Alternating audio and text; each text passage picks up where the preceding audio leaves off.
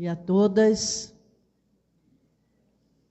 Hoje é um dia diferente para vir aqui e trazer para vocês uma reflexão.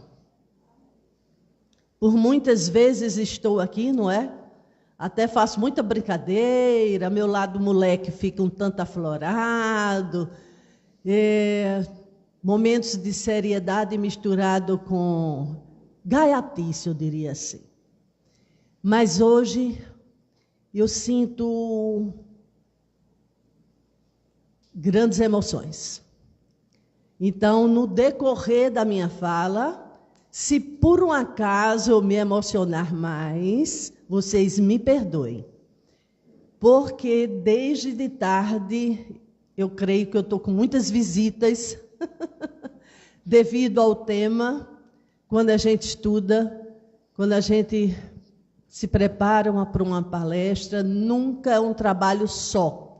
Sempre tem companheiros. Essa não é uma palestra inédita. Esse tema não é inédito aqui. Ele já foi trazido em outros momentos. Eu até pensava que tinha sido uma única vez há 5 anos atrás, mas Paulo me disse agora, cadê? Está lá atrás, que já foi feito anos mais próximo, né? Eu não me recordo. Então, se por um acaso alguém que estiver aqui hoje já escutou essa palestra, inclusive ela já é disponível no YouTube, nunca ela sai igual. Eu fiz já várias vezes sobre a depressão. Os slides às vezes são os mesmos. Nunca ela sai igual. Quando eu escuto depois, ela nunca sai igual. E essa, com certeza, também não sairá igual, mantendo a essência, o objetivo a que se deseja alcançar. Mas nunca é decorado, metódico, fixo numa mesma fala. Tudo vai depender muito no momento das influências, das captações, das parcerias com o plano espiritual e da necessidade do momento. Então, nós tínhamos hoje, de fato, uma escala, e a palestrante não pôde estar aqui, e essa é uma das funções de um dirigente de casa, substituir na hora que um não pode. Então, eu sempre tenho que ter uma ali na agulha para poder trazer em última hora. Então, dentre várias que eu tenho, eu pensei muito o que é que eu traria hoje para vocês. E quando eu digo vocês, não é só vocês que aqui estão encarnados.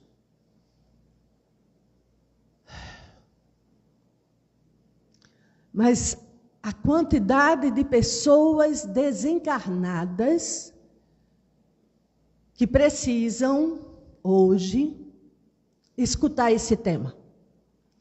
Então, por isso que eu digo, nunca a gente fala só para vocês. Mesmo que aqui estivesse 1 ou 2 ou 3 presentes, encarnados, a quantidade de desencarnados que são trazidos para uma casa espírita para escutar um estudo, uma reflexão, é muito grande. E vai muito, essa turma que é trazida, vem conforme a necessidade. Não é à toa, aqueles que chegam não vêm aleatoriamente. Então, com certeza, aqui, hoje, muitos necessitam dessa reflexão. Então, vamos lá. Na hora do adeus. Por que trazer esse tema? Deixa eu puxar aqui um pouquinho, senão eu não vejo. Como nasceu? Eu sempre gosto de contar um pouco a história do tema. Nenhum tema me chega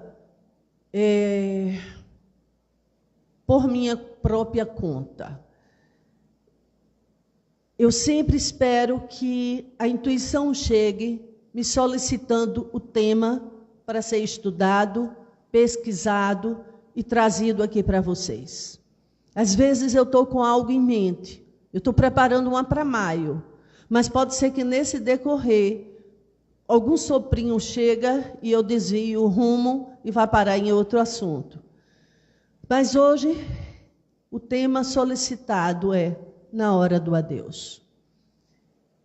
Quem que aqui está presente já não deu adeus? Há uma avó, há um avô, há um pai, há uma mãe.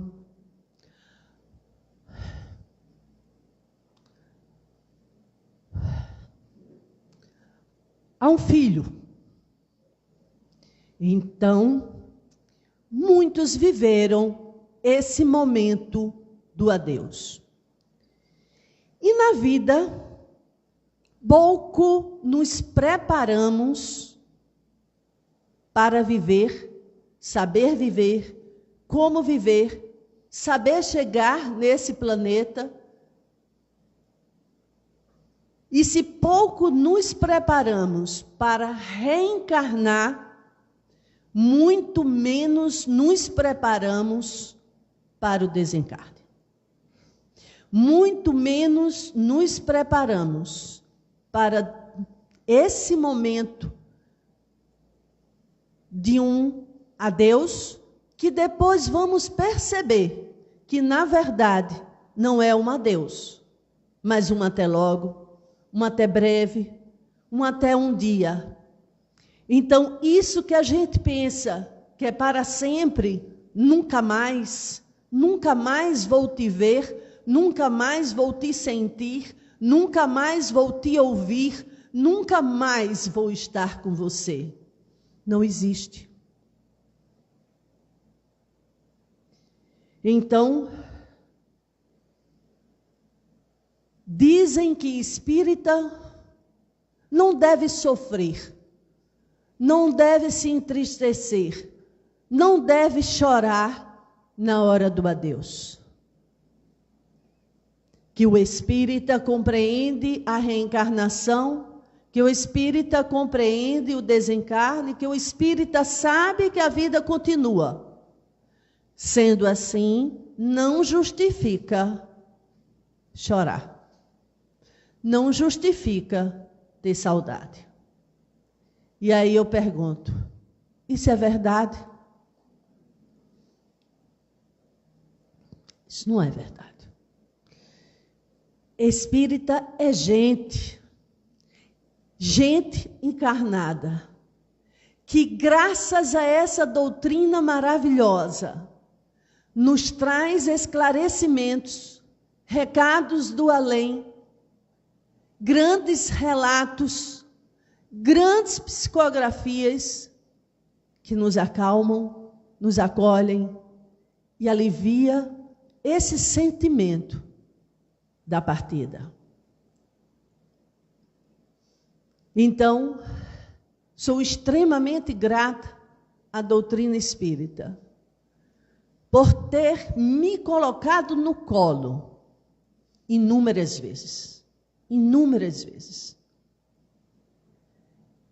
E como é bom nos servirmos dos conhecimentos que essa doutrina nos traz para consolar, amparar, acolher muitos que em nossa casa bate. Quantos que aqui chegam tomados por saudade, tomados por emoção, por inconformação, por revolta.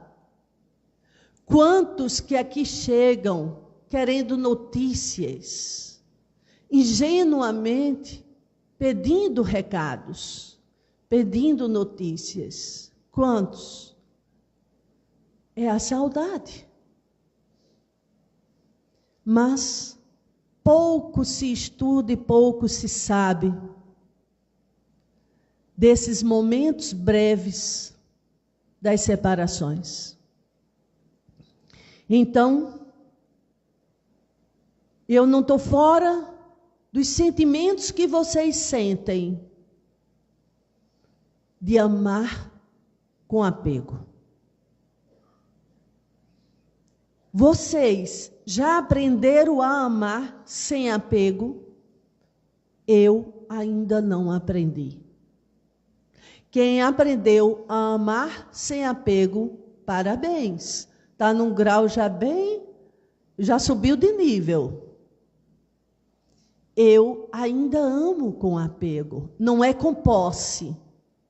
Não é me sentindo dona da pessoa, mas ainda com apego. Mas a doutrina me convidou a aprender a dizer adeus.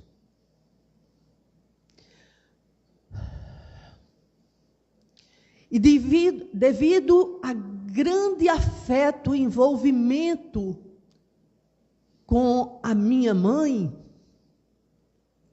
eu tive que me preparar muito para quando esse dia chegasse, eu ficasse de pé e ainda ajudasse ela no momento da passagem. Eu já sentia que não seria fácil e eu teria que me fortificar para fortificá-la e ampará-la. E aí, diante de uma situação X, vivi um ensaio do que seria esse momento.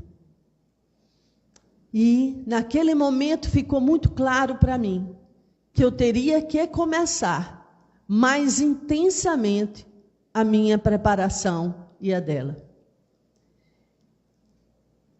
E aí me chega uma amiga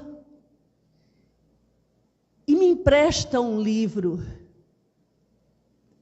Exatamente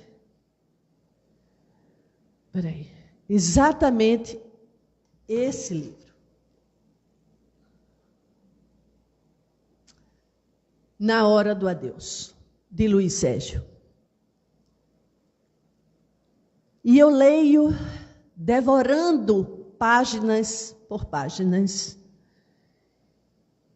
E eu digo, cada um de nós, antes de desencarnar, ainda tem tempo, minha gente, começa a ler, tá? É um conselho que eu dou. Antes de desencarnar, lê esse livro. É melhor ler antes do que depois.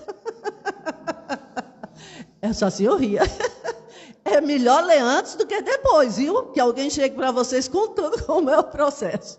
Então, chega esse livro e eu posso ler, me fortificar, ter noção do nosso papel, do papel da família, do papel do amigo, do papel do trabalhador da casa espírita, para viver esses momentos de partida. Mas já está servindo para mim também. Eu não quero ficar na situação dessas criaturinhas aí desinformadas quando parte para o outro lado, não. Então, já serviu para mim. Eu acho que eu vou ler toda semana agora. Não, toda semana é exagero, mas pelo menos de 2 em 2 meses eu vou dar uma lida para relembrar. E aí, chega esse livro maravilhoso que me encanta e eu faço questão de divulgá-lo. Tem outros? Tem outros. Tem outros maravilhosos? Tem. Agora, só que eu sou apaixonada por isso que eu falo dele mais do que ninguém, até porque ele chega para mim num momento extremamente significativo. E aí, quem é o autor Luiz Sérgio? Estudante de engenharia elétrica na Universidade Nacional de Brasília. Tinha 23 anos quando, em acidente de automóvel, desencarnou. Passados cerca de 3 anos, Luiz Sérgio começa a comunicar-se psicograficamente. Muitas mensagens e informações sobre a vida espiritual foram transmitidas por este espírito e agrupadas em livros. Hoje participa de importantes trabalhos no plano espiritual, grande parte sendo referente a resgate de espíritos em sofrimento. Então, Luiz Sérgio nasceu em 1949, 10 de 11 de 1949, e desencarnou em 12 de 2 de 1973. Luiz Sérgio tinha ido com os amigos para uma viagem, e aí o colega chamou para que ele revezasse na direção, e aí ele já tinha dirigido um percurso, e depois trocou, foi dormir um pouco, enquanto que o colega dirigia. O colega cochila, sofre o acidente, e Luiz Sérgio é o único do carro, no Fusquinha naquela época, que vem a óbito. Os outros não desencarnaram. E aí Luiz Sérgio começa esse trabalho fantástico depois de 3 anos no plano espiritual. Jovem, desencarna e permanece com sua aparência de jovem e inicia um trabalho belíssimo, principalmente com pessoas viciadas em drogas, álcool, suicidas. E ele faz parte de grupo chamado Raiozinhos de Sol, um trabalho muito belo de resgate. Em todas as suas obras, Luiz Sérgio tenta nos ajudar, velando por nosso adiantamento. Ele ensina-nos, na hora do adeus, a não temer o desencarne. É muito bom saber que espíritos treinados para o socorro de recém-desencarnados imediatamente se apresentam, acompanhando-os desde o processo de desprendimento até sua total libertação do plano físico. E essa assistência estende-se a todos, evoluídos ou não, do mais virtuoso ao mais imperfeito, mostrando que realmente ninguém está sozinho.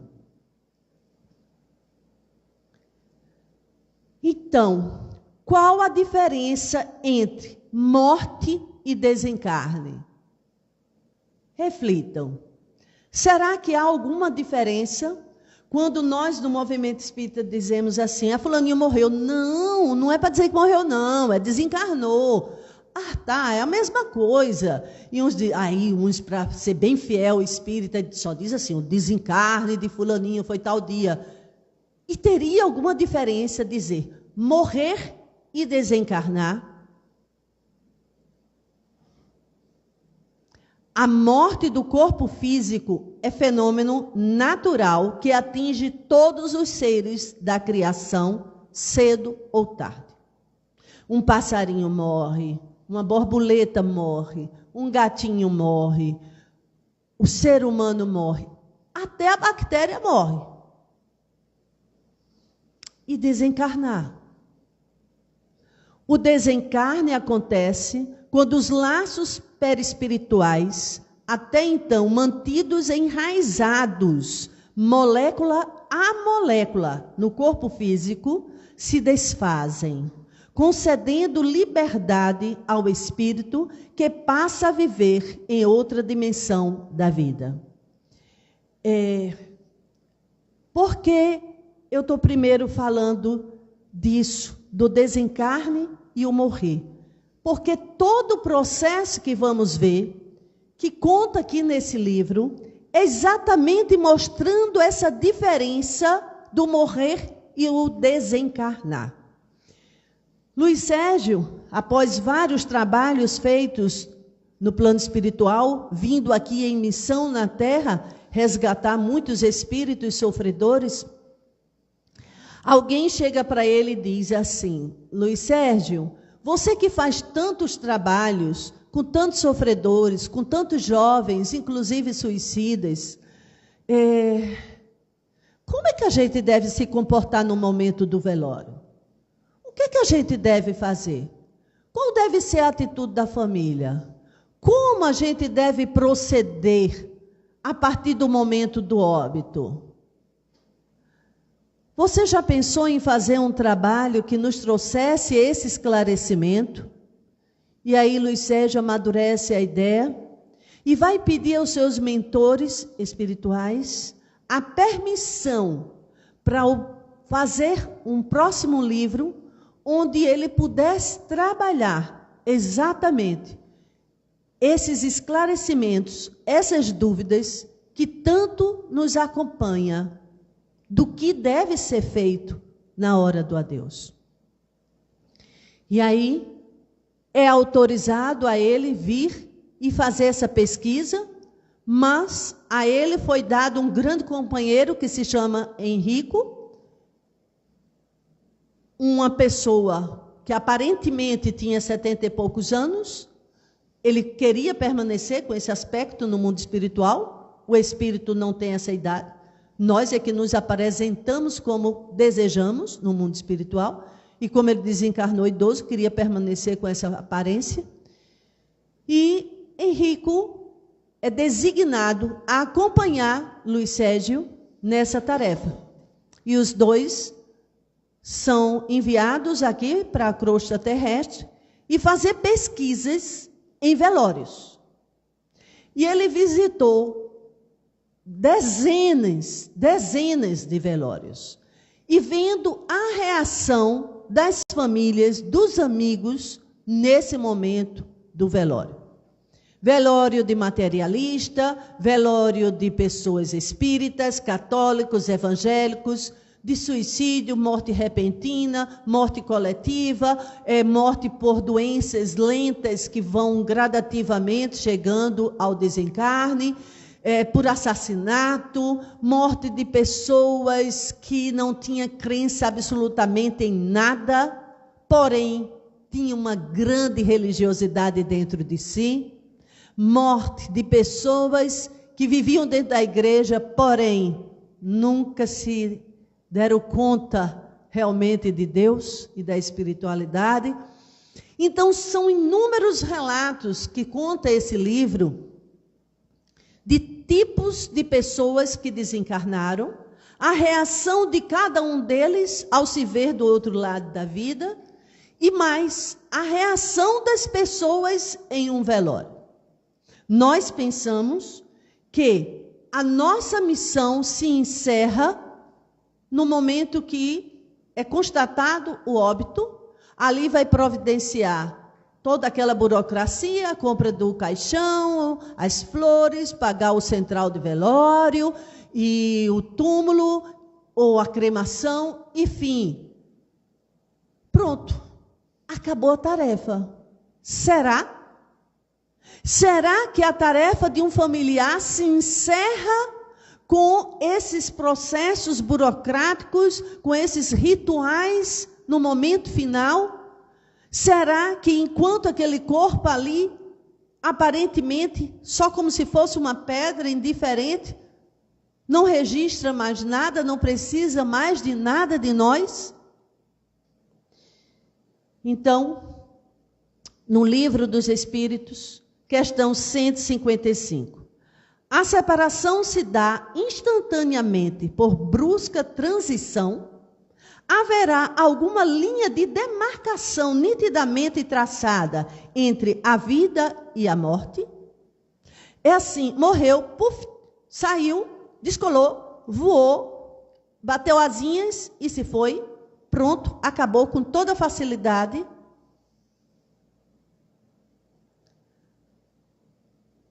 Não.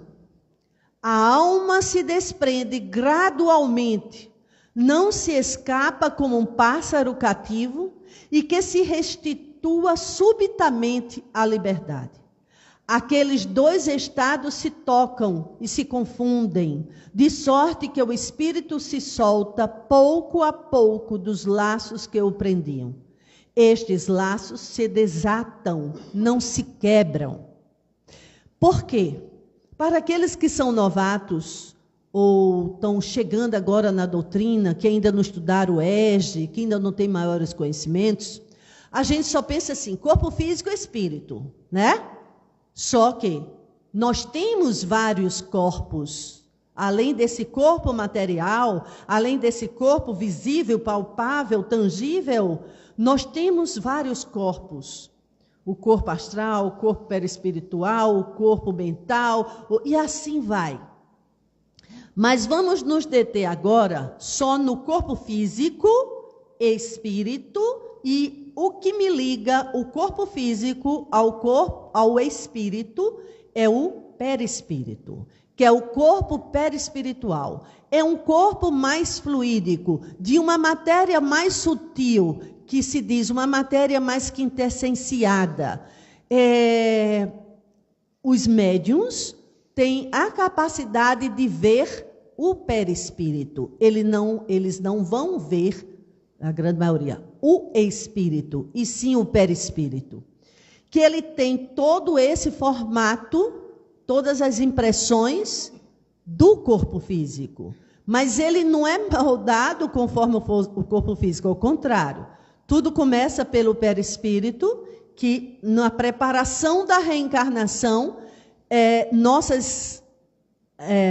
nosso código de barra, vou chamar assim, todas as nossas aquisições estão ali impregnadas e vão se refletir no futuro corpo físico. Por isso que temos que ter muito cuidado com o que fazemos com essa matéria, porque aqui será registrado os bons pensamentos, os bons feitos, os cuidados que temos com nossa matéria, com o nosso veículo, com o carrinho, eu digo que é o carrinho, o veículo que Deus nos deu para nos transportar e nos fazer circular e viver no planeta Terra de forma encarnada.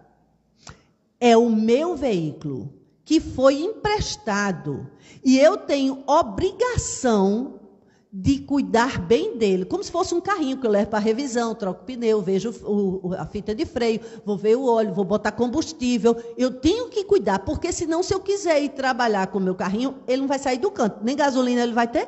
Então, eu tenho que cuidar dele. Assim é o cuidado que temos que ter com esse corpo físico, não no aspecto só estético de viver malhando de manhã, tarde, noite, até dia de domingo, de 4 horas da manhã. Impressionante, né? Mas academia de madrugada, eu não consigo entender, mas tem. Então, na preocupação de quantos músculos já estão assim, hiper.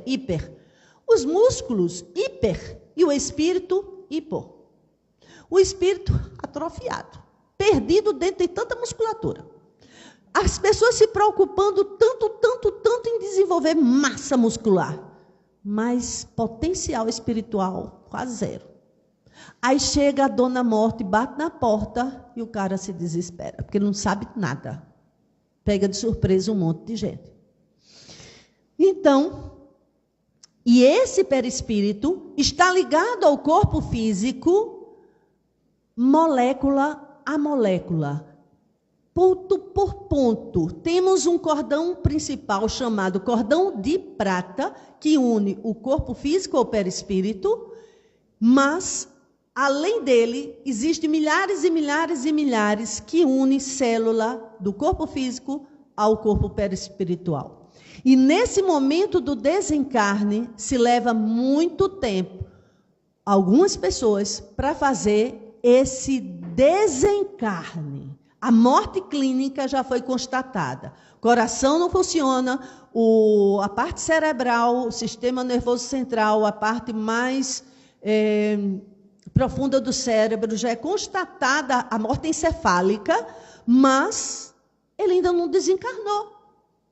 Ele continua ligado energeticamente ao corpo perispiritual. Daí vem a grande necessidade, a grande importância, o grande papel dos familiares e amigos não fazerem dos velórios um carnaval. Uma praça de bate-papo. A hora da fofoca. Tem família que só se encontra nos velórios. Eita, tchau, até o próximo velório. Aniversário não tem mais não, mas velório é o que mais tem. Aí se encontra todo mundo dia de velório, os primos, os tios, é uma farra. Aí vira uma farra. Menino, como vai fulaninho? Ah, casou, separou, morreu. Ah, aquele está perdido demais. A menina, aquele apronto. Olha, menina, aquele cara aperreia tanta mulher dele. E aí vai falar de todas as mazelas da família. Fofocar dos que moraram 30 anos atrás juntos. Vai falar de tudo, até de política, do futebol, do jogo que teve no dia anterior, que o Flamengo perdeu. Já pensou? O Vasco? Meu Deus. E o morto? Onde fica? E as emoções? E os sentimentos? Ah, mas ali só está um corpo morto, rígido. Ele nem mais está aí. Será? Será que não? Leiam Na Hora do Adeus e vejam a média de 50 velórios contando a situação de cada tipo de pessoa. E aí vocês vão descobrir o compromisso que nós, familiares e amigos, temos na hora de um velório. Que estão transformando até em comes e bebes. Petiscos. Jantares. É uma farra. Tem velório que virou uma farra. E quem é que reza? Ou faz prece? Quem canta? Quem emana pensamentos positivos para aquele que está ali esperando o momento do sepultamento ou de uma cremação? Quem se lembra de chegar no velório e parar diante daquele corpo que tanto serviu e ali naquele momento fazer suas vibrações, cedendo energia, cedendo vibrações para auxiliar no processo do desencarne.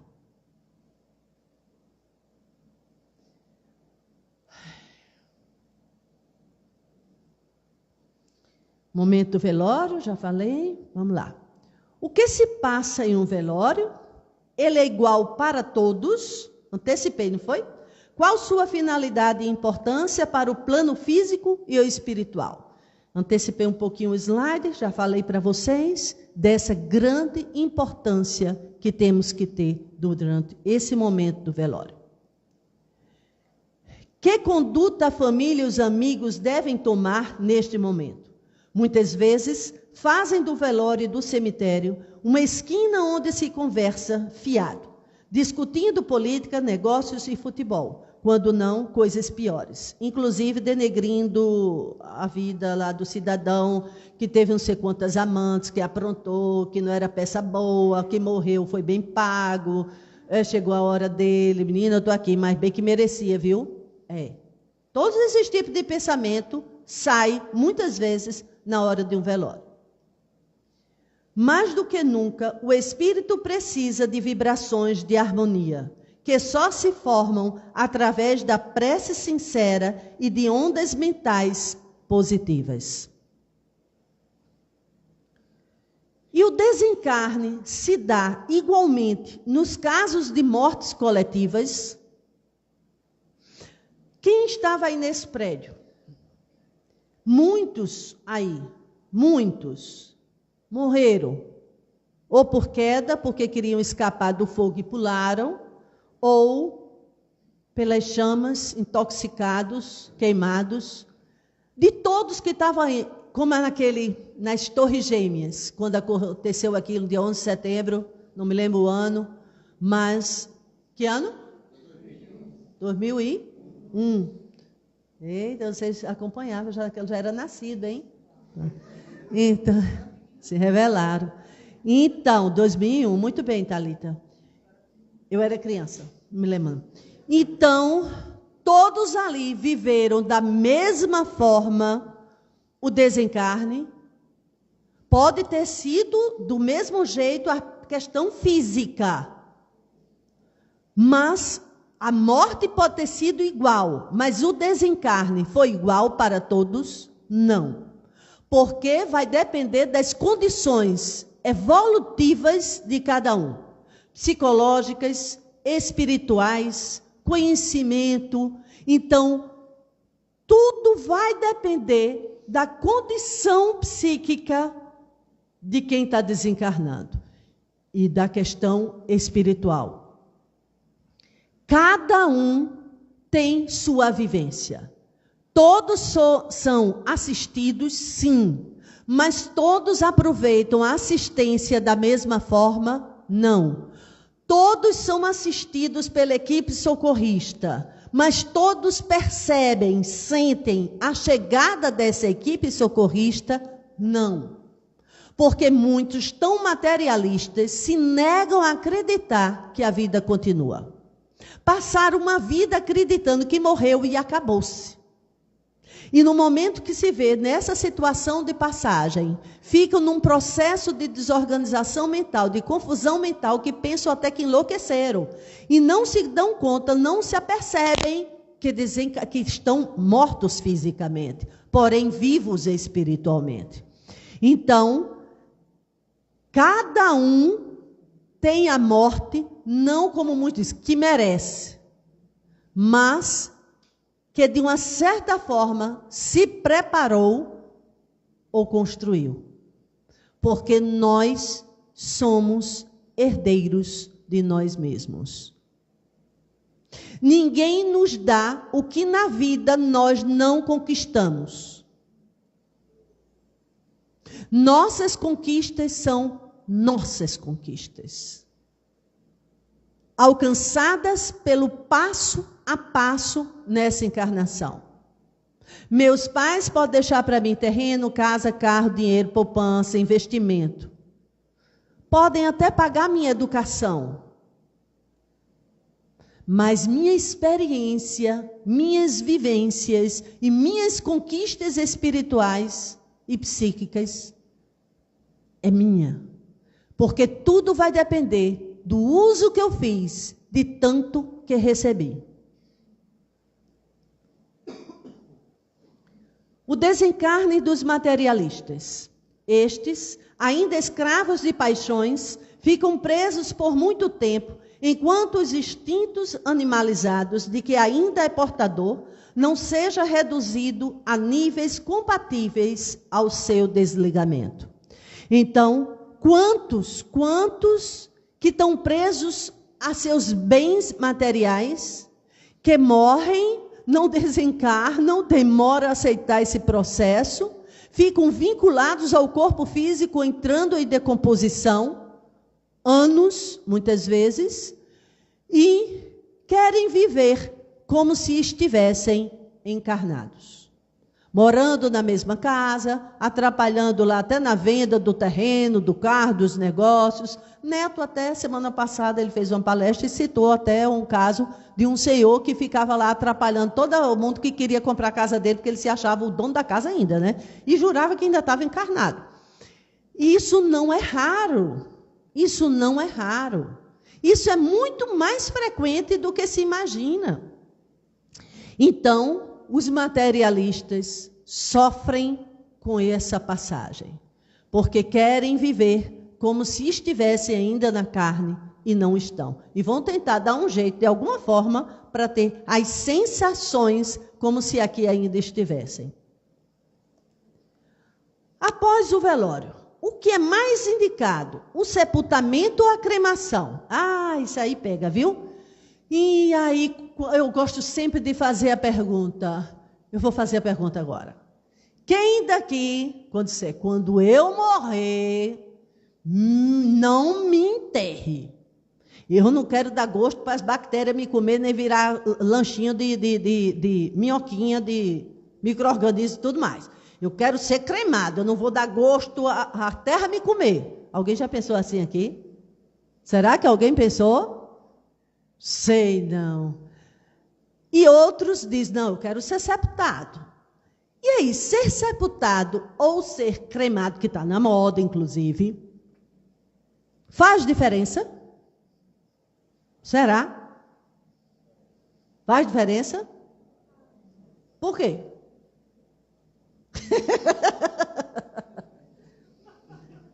Peguei tu também. Na verdade, não vai fazer diferença. Vai fazer diferença dependendo da intenção da minha escolha, do meu nível de apego e da minha intenção de ser sepultado ou ser cremado. Se eu estiver achando que se eu for sepultado, vou ficar ali naquele buraco, olha bem, eu naquele buraco, com as coisinhas lá me comendo, virando coisinha fedorenta e tudo mais, eu não. Eu prefiro ser cremada.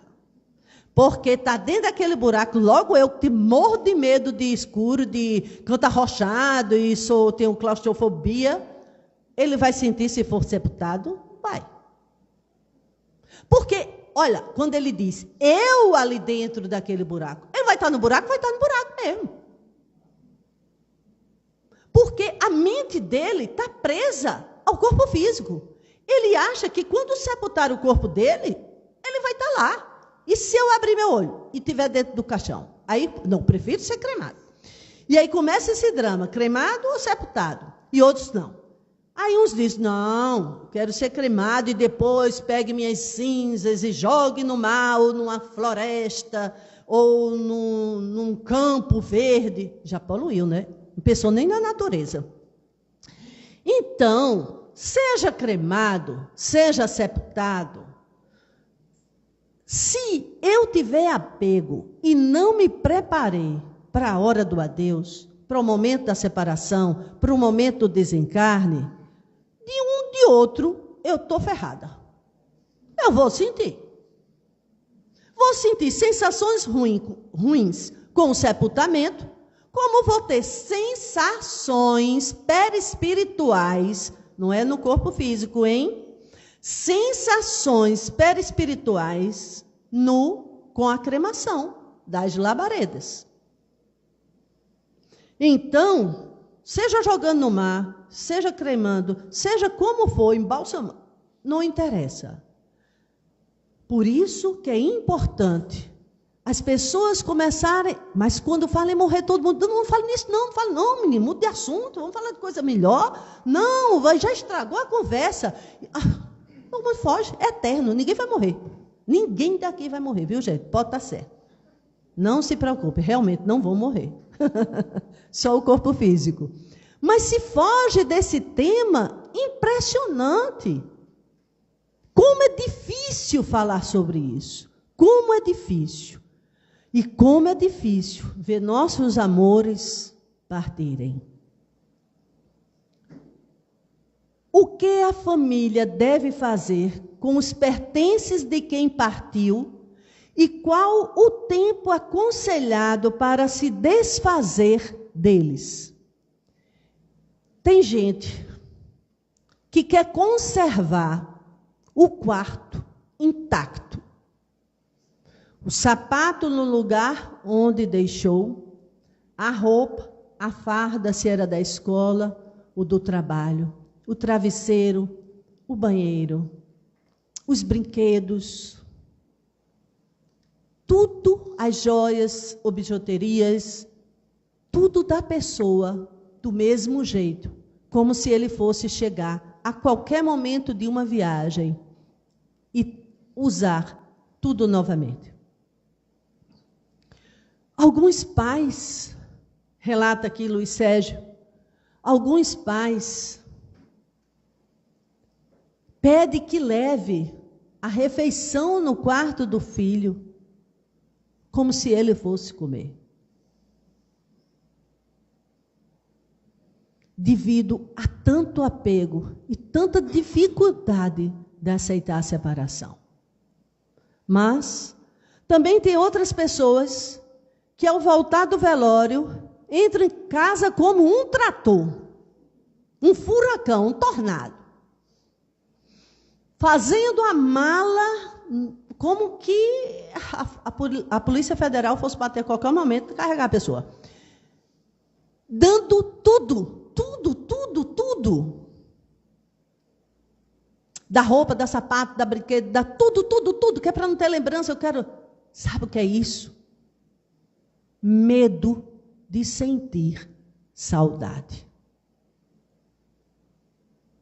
Medo de sentir saudade. A negação da partida. A dificuldade de se deparar com o luto que é necessário. O luto é necessário para quem fica e para quem vai. O luto é sadio, o luto é saudável. Agora, se já passou 2, 3 anos e eu continuo do mesmo jeito, como no dia da partida, aí deixa de ser um luto normal para ser um luto patológico. Aí é preocupante. Então, eu posso dar? Sim. Como vai ser bom dar?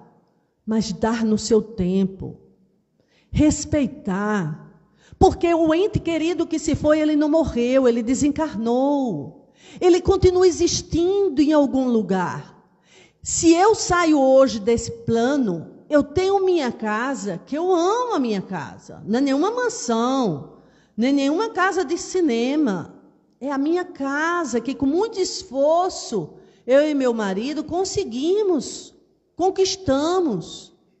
E lá tem minhas plantinhas, que eu amo, e tem meus tantos gatos. Se eu desencarno amanhã e resolve fazer um rateio dos meus gatos, ou das meninas, eu viro obsessora, viu? Eu viro obsessora. Aí é da vez que eu vou fazer igual aquele cabra, eu vou puxar pelo rabo de todo mundo. O meu gato não. Então eu vou levar tudinho junto comigo, desencarna coletivamente, tudinho, vamos tudo para o plano espiritual. Se eu visse um dia depois, minha filha dizendo, quem quer essa orquídea de minha mãe? Quem quer esse antúrio? Quem quer essa roseira? Jesus do céu, minhas plantas pobrezinhas ainda estão habituadas com meus mimos. Eu ia ficar lá, querendo aguar, querendo cuidar, e dizer, dá nada, dá não, essa pessoa não vai saber cuidar de jeito nenhum. Não, não. A ela não, Érica, a ela não, não dê a ela não. Eu ia. Então, isso é o meu exemplo. E o de vocês, que tem coisas que gosta, que se apega. A gente precisa de um tempo para desapegar, para um tempo para se convencer que não está mais nesse plano, que não me pertence mais. Eu preciso desse tempo, todos nós precisamos desse tempo. Quem desencarnou não deixou de existir, continua sentindo, pensando. Aí se junta lá os filhos e vão, esse anel é meu, não é meu, não, esse colar vai para mim, não, vai para mim. Não, mas... E a briga atrás das joias. A coitada da mãe lá, meu Deus do céu, continua brigando do mesmo jeito, eu não posso nem ter paz aqui do outro lado. Então, vamos respeitar a quem desencarna. E dá tempo dela se habituar no plano espiritual e se desligando, porque as energias estão impregnadas. Com certeza, minhas plantas estão impregnadas de minha energia. Meus livros estão impregnados de minha energia. Como de vocês também. Isso leva um tempo se desvencilhando. Então, não voltem para casa de um velório, detonando ou jogando tudo pela janela e distribuindo, não, para dar aos pobres. Que bom, 6 meses depois. Vá dando de pouquinho em pouquinho. Mas não façam essa violência com quem partiu. Deixa eu ver se esse é o último. Mas antes. E aí, a nossa hora já está vencida, não está se vencendo, já está vencida. Mas, por que eu começo essa fala dando tanta ênfase a esse livro, que para mim foi um consolo, que para mim foi um alerta, foi uma aula, foi um tesouro. Eu agradeço infinitamente a Luiz Sérgio, imensamente a Luiz Sérgio, por ter tido essa sensibilidade de fazer esse livro, psicografado através de Irene Pacheco Machado, onde os dois, que sem ela ele também não poderia trazer essas informações, aos dois agradeço esse presente que vem do alto e que tanto, tanto, tanto me ensinou. Mas fora aqui tem outros livros, tem professor Valdo Lima do Vale, meu grande mestre, que antes de desencarnar fez o livro Morrer e Depois. Não tem mais para vender, mas ele, antes de falecer, a gente conseguiu com ele autorização e ele está disponível na internet. Vocês podem ler pela internet. Morrer e Depois, de professor Valdo Lima do Vale, professor da Universidade de Filosofia. O Livro dos Espíritos tem várias e várias passagens que nos orienta, que nos responde, que nos tira essas dúvidas. E eu digo a vocês, a hora do adeus é um até logo. Eu agradeço ter tido 10 anos. Quando eu li esse livro, era 1997. Minha mãe desencarnou em 2007. Eu passei 10 anos me preparando mais intensamente para viver essa partida. Qualquer partida para mim é difícil, devido a encarnações anteriores, de vivências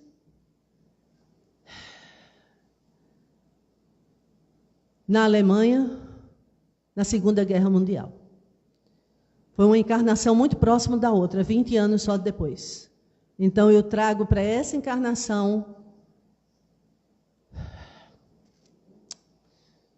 muitos sentimentos ainda da encarnação anterior, na posição de alemã judia. E aí eu não preciso entrar em detalhe, né? O que é que os judeus viveram, as separações. Então, para mim, as separações são muito difíceis, devido a essas marcas. E me preparei intensamente para viver, porque eu tinha medo realmente de, nessa hora, não pôr em prática tudo que eu aprendi, que essa doutrina maravilhosa me esclareceu. E vivi intensamente os 3 anos de preparação com minha mãe, que era portadora de um câncer muito severo. E tive a oportunidade de conversar muito com ela antes disso, e até brincava: quando a senhora for, mãe, segue em frente e não olha para trás. Não invente de ser alma penada. Por favor, não invente de ser alma penada. Então, dizia, não venha ficar passeando aqui no jardim da nossa casa. Vá-se embora, que a gente aqui vai se virar. E de UTI foram 2 meses, intensos, intensos. Todos os dias dentro da UTI. Nos últimos dias, nos últimos 16 dias, eu olhava para ela e dizia: esse é o nosso velório. O velório das pessoas vão ser vividos quando o seu corpo, por fim, findar, parar. Mas esse é o nosso momento de despedida. Esse é o nosso momento de preparo. Esse é o nosso momento dos desligamentos. Ela já em coma, mas eu aproveitava a condição de coma dela, exatamente, sabendo que naquele momento ela estava mais do que nunca perto de mim. E era ali que eu mais preparava ela para esse desencarne. E dizia, quando alguém questionou, isso é vida? Quando a viu daquela forma na UTI, eu disse, não, isso não é vida, isso é passagem, isso é preparação. Uns têm morte rápida, repentina, fulminante, precisou passar por aquela experiência. Outros têm um desencarne longo, lento, aos poucos, que vai se desvencilhando da matéria pouco a pouco, por necessidade, expurgando para o corpo físico as mazelas da alma. Uns desencarnam com pouquíssimas semanas que reencarnaram, outros dias, outros ainda na barriga, outros aos 100 anos. Tudo tem o seu tempo e sua necessidade.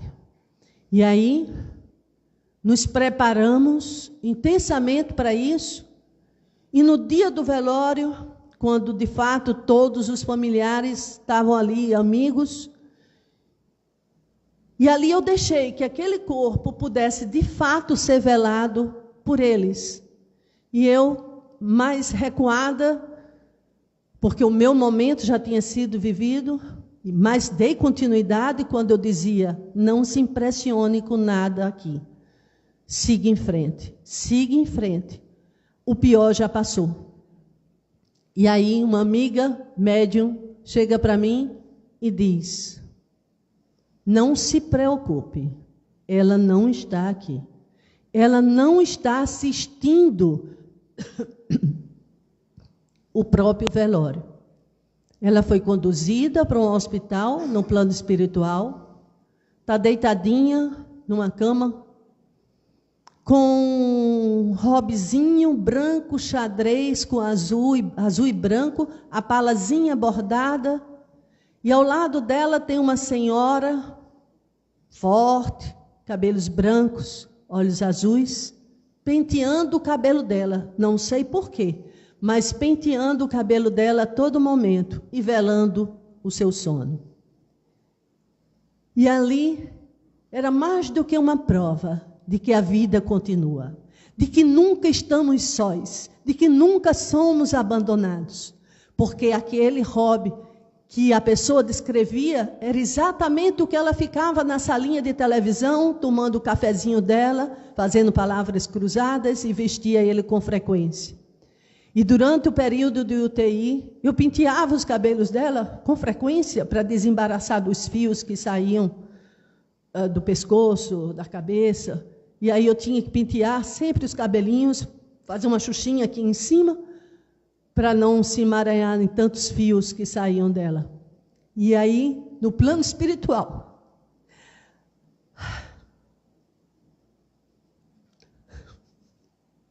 alguém fazia por ela o que eu fazia. Como Deus é bom. Não nos desampara, não nos deixa nunca. Acreditem, a vida continua. E uma coisa mais do que nunca eu aprendi. Longe é um lugar que não existe quando estamos perto do coração.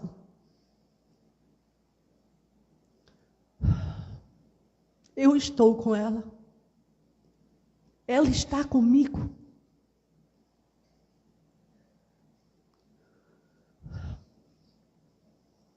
Hoje eu não posso dar a ela os presentes que uma filha pode dar à sua mãe. Mas eu posso dar demonstrações de carinho, inclusive de coisas que ela valorizava. Então não esqueçam seus entes queridos, achando que eles não existem mais. Em algum lugar. Eles estão. As lágrimas não ferem eles, a não ser quando são lágrimas de revolta, mas as lágrimas de saudade são lágrimas de amor, que chegam para eles como um conforto, por saber que partiram, mas plantaram, semearam e deixaram boas lembranças. Então, sempre que vou a um lugar que tem flores, cadê Miguel? No seu casamento, Miguel. Sempre que minha mãe ia para um casamento, ela trazia escondidinho na bolsa dela um docinho, uma fatia de bolo espremida para dividir para todos os filhos. Eu não posso trazer a fatia de bolo para ela, porque não tem mais sentido. Mas no seu casamento eu não me esqueci de pegar a rosa que seria dela. E sempre que vou para uma festa, um casamento, eu digo, essa é a rosa dela. Chego em casa e digo, e boto de lado da foto, no jarrinho, e digo, pronto, mãe. Aqui está a sua flor. Nunca esqueço de trazer a flor dela e mentalizo ela recebendo no plano espiritual. Porque ela vive. E todos os entes queridos de vocês vivem e querem o amor de vocês.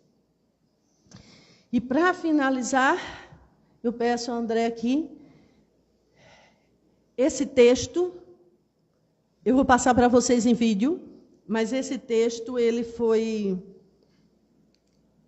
lido no velório dela, e eu leio em todos os velórios que eu vou, que me pedem para falar. E agradeço a Richard Simonetti por ter feito esse texto tão belíssimo, que expressa tão perfeitamente o momento da hora do adeus. Então, prestem atenção nesse vídeo, tá bem? O seu som, né? Ai, não diga isso não.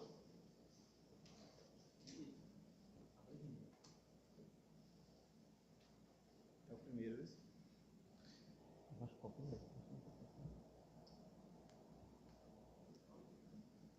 Vê se tá alto aí. Pode? Eita. Acho que é aqui.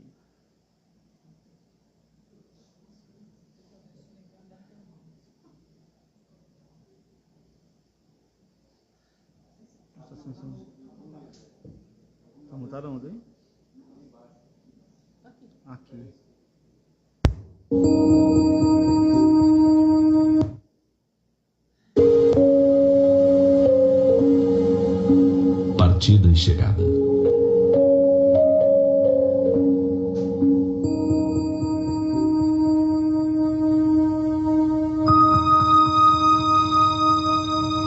observamos da praia um veleiro a afastar-se da costa, navegando o mar adentro, impelido pela brisa matinal, estamos diante de um espetáculo de beleza rara. O barco, impulsionado pela força dos ventos, vai ganhando o mar azul e nos parece cada vez menor. Não demora muito e só podemos contemplar um pequeno ponto branco na linha remota e indecisa, onde o mar e o céu se encontram. Quem observa o veleiro sumir na linha do horizonte, certamente exclamará: já se foi. Terá sumido? Evaporado? Não, certamente. Apenas o perdemos de vista. O barco continua do mesmo tamanho e com a mesma capacidade que tinha quando estava próximo de nós. Continua tão capaz quanto antes de levar ao porto de destino as cargas recebidas. O veleiro não evaporou, apenas não o podemos mais ver, mas ele continua o mesmo. E talvez no exato instante em que alguém diz, já se foi, haverá outras vozes mais além a afirmar, lá vem o veleiro. Assim é a morte. Quando o veleiro parte levando a preciosa carga de um amor que nos foi caro, e o vemos sumir na linha que separa o visível do invisível, dizemos, já se foi. Terá sumido? Evaporado?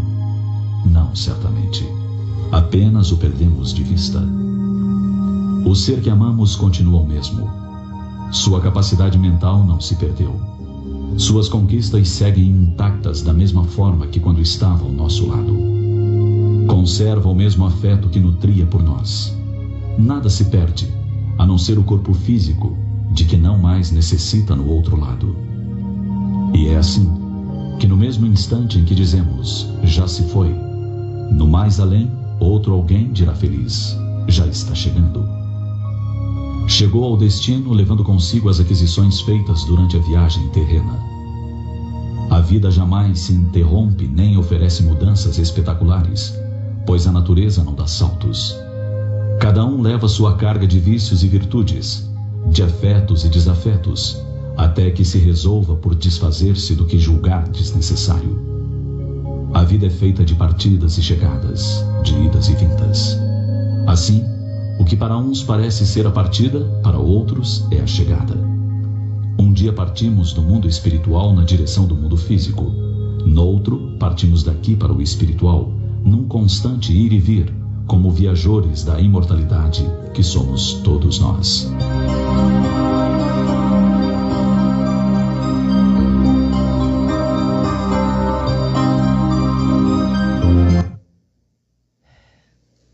Desculpe o adiantado da hora.